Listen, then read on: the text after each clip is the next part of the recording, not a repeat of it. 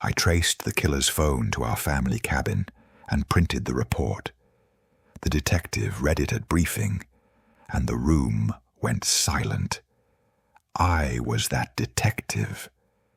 I remember the sound of the pages more than the words, the soft scrape of paper against the table, the hum of the old ceiling fan above us, the smell of burnt coffee that had been sitting on the hot plate since dawn. And then, nothing.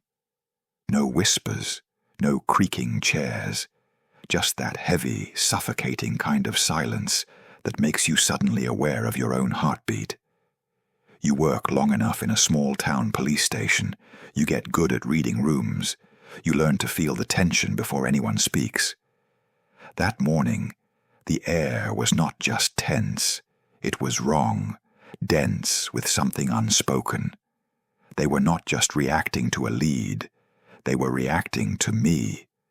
Because that phone, that lifeless, blinking piece of plastic and metal we had hunted for days, had chosen to stop moving at the one place that was never supposed to be part of my job.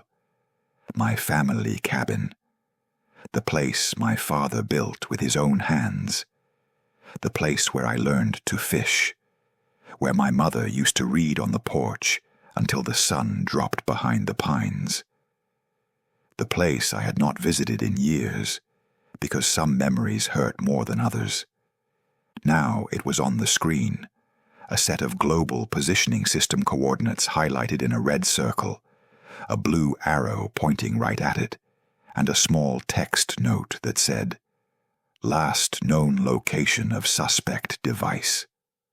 I stared at the projection on the wall, and for a moment, I was not a veteran detective with decades on the force. I was just a son, looking at a house that should have stayed untouched by the ugliness of the world. To explain how we got there, I have to go back. The town where I built my career is the kind of place people pass through on their way to somewhere else. One main street, a few traffic lights that stay red longer than they should, a diner where the coffee is always a little weak, but the pie is always fresh. Mornings smell like wet asphalt and wood smoke, and at night it gets so quiet you can hear trains from the next county if the wind is right. You would not pick it on a map as the stage for a nightmare, but monsters rarely ask permission. The girl's name was Emily Hart. She was a school teacher in her mid-20s, soft voice, a laugh that carried further than you would expect. Her students said she had a habit of drawing little stars in the corner of their homework when they did well.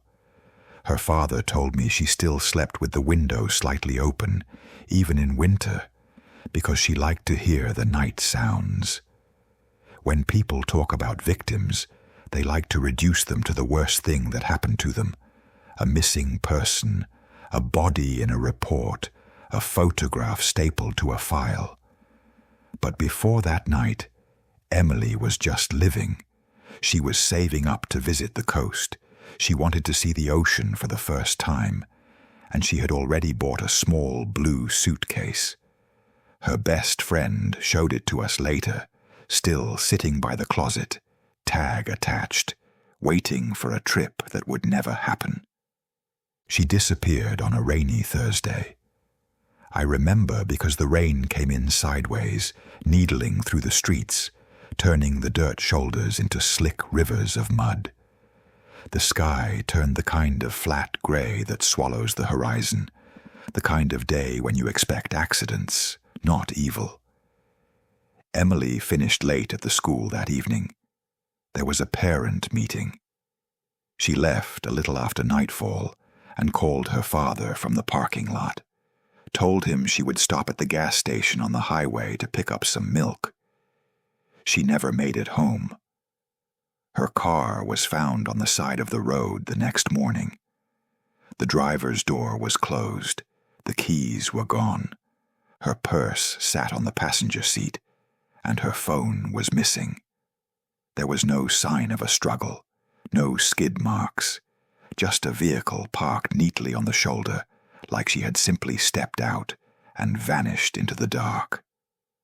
We had handled missing person cases before.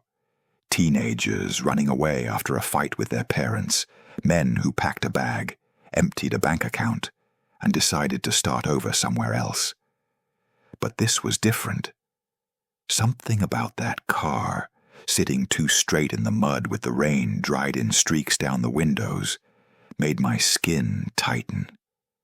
We started the usual way, the way the manuals say. We retraced her route, pulled camera footage from the gas station, talked to the clerk. He remembered her, remembered the milk and the shy smile, remembered a dark sedan parked near the back, with its headlights off. He did not remember the plate. No one ever remembers the plate. We went house to house along the highway, ringing doorbells, holding out her photo. "Have you seen her? Did you hear anything last night?" Mostly we got shaken heads, nervous glances, guilty looks from people who had heard the thunder and rolled over in bed, never imagining that somewhere in the downpour, a life was being taken apart. The days blurred. Search parties, dogs, volunteers trudging through wet fields with sticks, poking the ground, helicopters for a while until the budget ran dry, and City Hall reminded us we were not a big city. I saw her father every day. His name was Peter, a carpenter with hands like sandpaper and eyes like glass. He hovered in the station lobby, clinging to hope the way drowning men cling to driftwood. "Detective, any news?" Most days I had nothing. There is no training course, no manual that teaches you how to say nothing in a way that does not break someone a little more each time. The first real break came from one of our younger officers, Eric, who suggested we pull all the phone records again, not just the obvious ones, but everything. Every call that hit the towers near that stretch of highway that night.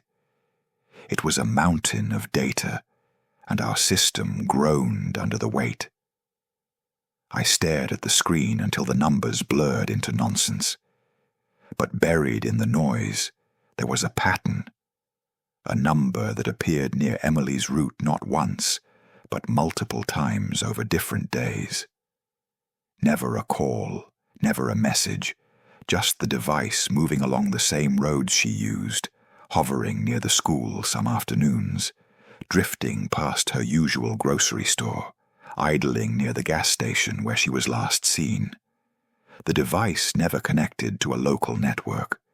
Whoever carried it kept it quiet. But phones are terrible at keeping secrets, and the global positioning system data told a story. We put it on a map.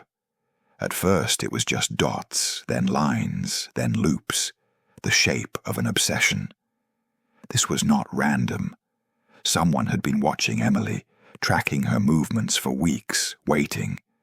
We did not say "stalker" out loud, but everyone in that room was thinking it. When we requested more detailed data from the provider, we hit walls, lawyers, forms, automated responses, a digital tug-of-war between a small-town detective and corporate policies written in distant boardrooms. I pushed. They resisted. Time passed. Eventually, after enough pressure and paperwork, we got what we had been asking for: raw location logs, a full timeline. I remember the moment the file loaded, the cursor spinning, the little bar crawling across the screen. Then it was there. Thousands of coordinates, dates, times. Eric let out a breath he had been holding. We fed it into our mapping software, and dots appeared on the screen again, a dance of movement across the town and beyond it. Most of the points were familiar: Emily's regular world, school, streets, shops. But there were other places too. A truck stop far out by the interstate, a motel with a flickering sign, and a reputation for cash-only transactions, back roads cutting through forests and farmland. And then, the last points. The device stopped moving the night after Emily disappeared. The trail went off the highway, along an old logging road, and up into the hills. I zoomed in.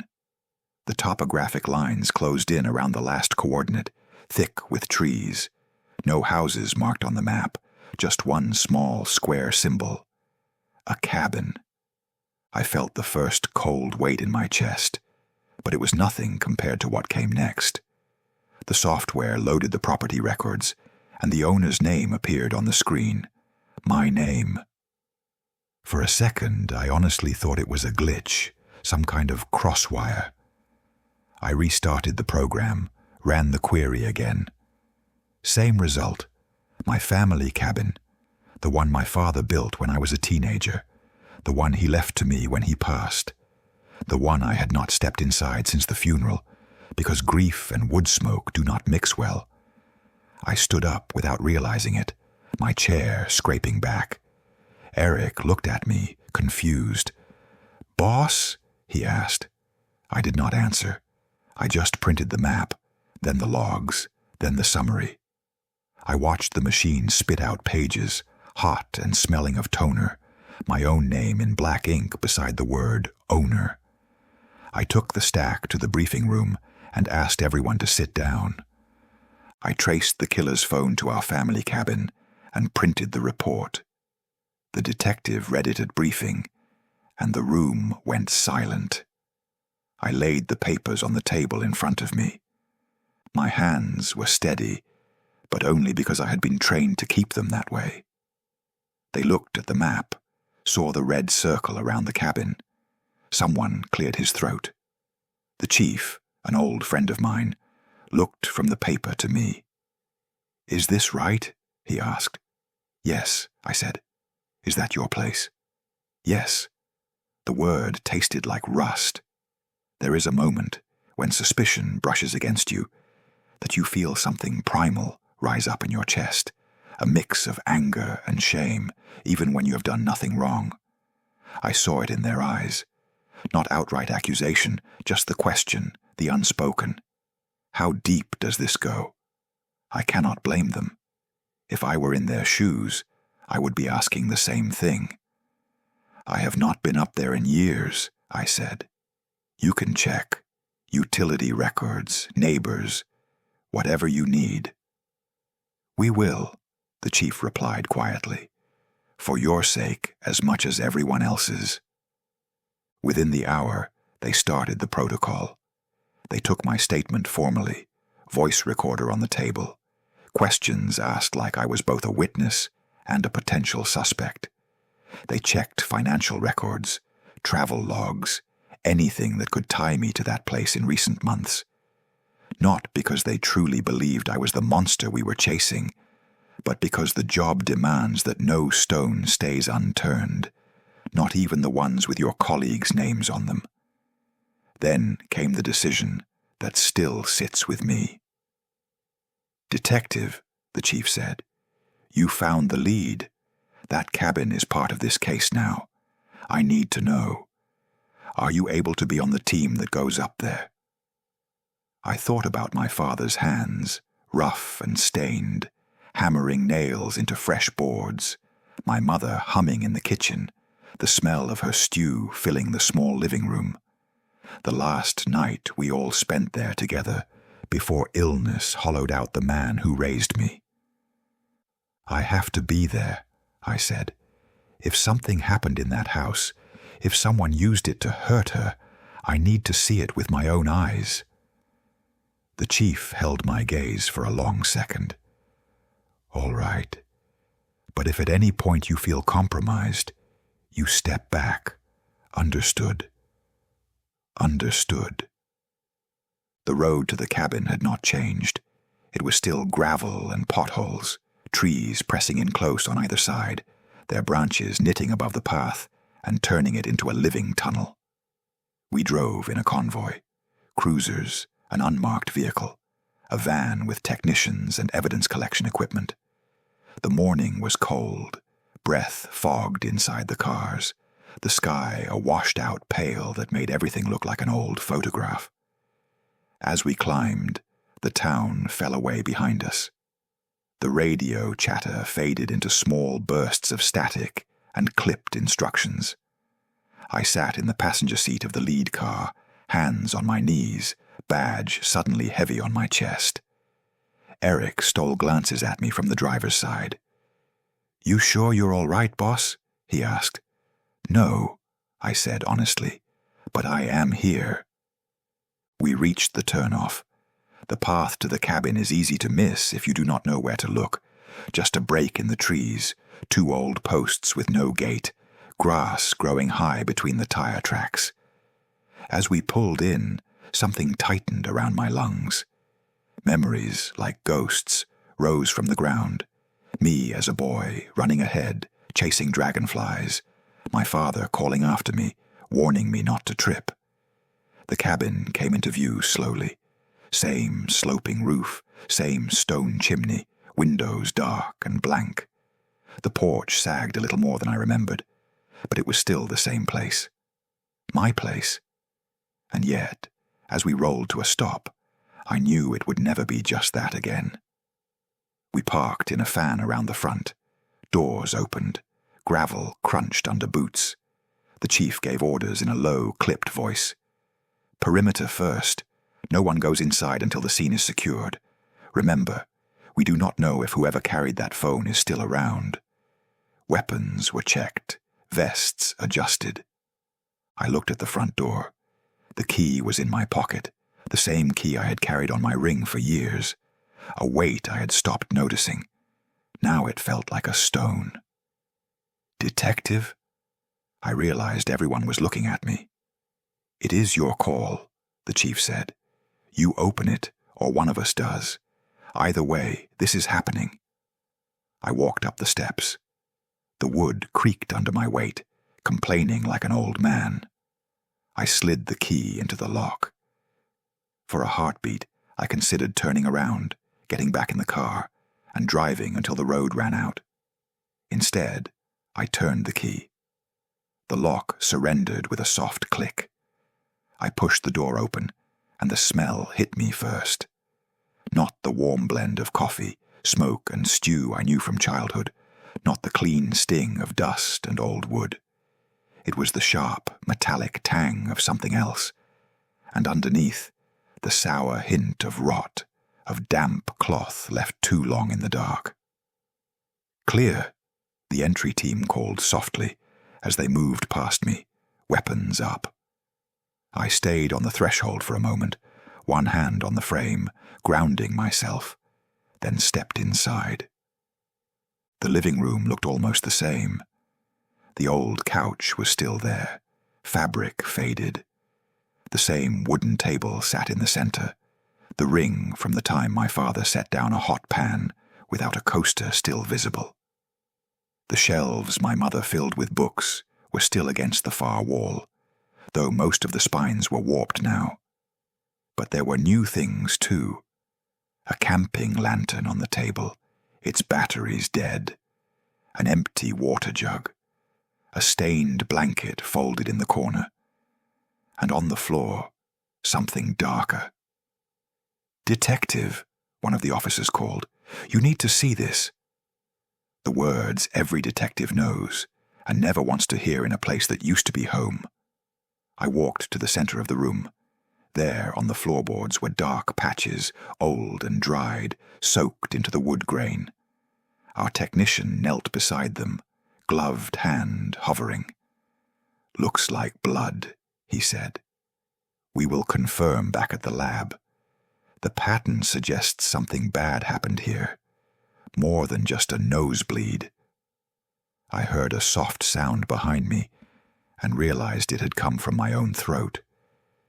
The team moved methodically, like they always do. They photographed every inch, bagged every object that looked out of place, lifted faint footprints from the dust. In the small back room that used to be my bedroom, they found a pile of clothing that did not belong to me. A woman's blouse, a scarf, a single earring. We catalogued it all. In the kitchen, on the counter, they found a phone. Black, cheap, scuffed at the edges. "Got a device here," Eric called out. "Powered off, but this is probably it." He looked at me as he held it up. I nodded. There was a notebook, too, a battered thing with a cracked spine. Inside were lists, dates, places, details written in tight, neat handwriting. There was no name on the front, but the contents told us enough. The writer had routines memorized, school schedules, work hours, favorite shops. Emily's name appeared more than once, underlined. Stalker was no longer just a word we avoided saying. It was in black and white in front of us.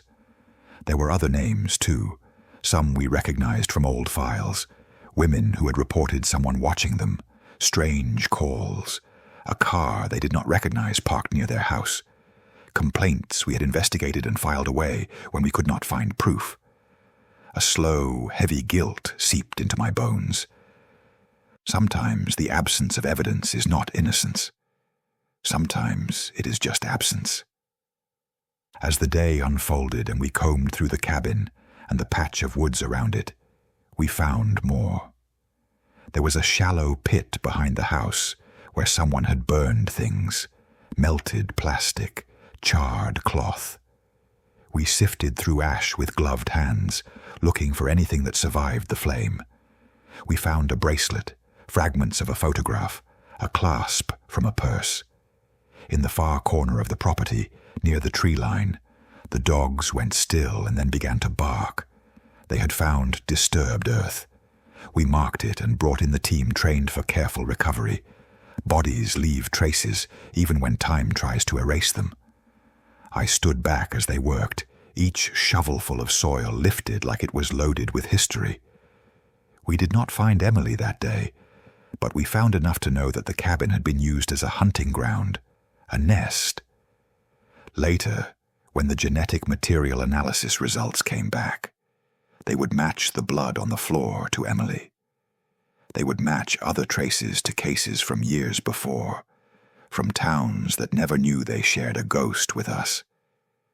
The man we eventually arrested was someone I had seen 100 times without really seeing him. He worked maintenance up at the old lodge, quiet and polite, the kind of face that blends into a crowd. He had done repairs on the cabin after my father died, when I could not bring myself to drive up there. He had copied the key and made my childhood home his secret domain. That realization was almost as hard to swallow as the crimes themselves.